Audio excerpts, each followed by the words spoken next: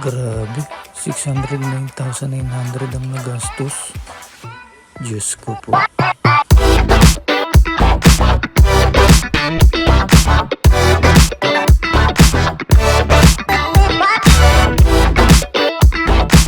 So for today's video, papakita namin sa inyo kung paano mamalengke ang isang sound system.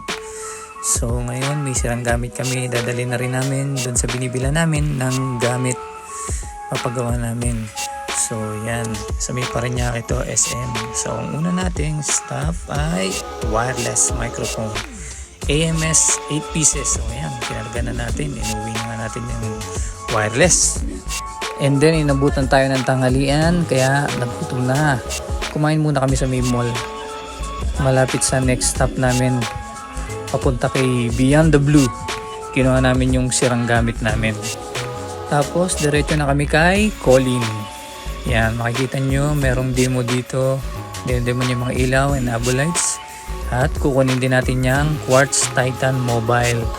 Bukod sa Titan Mobile, kumuha rin kami ng 4 na pieces na chain lock and 32 pieces na aluminum braces for the trusses at HDMI splitter.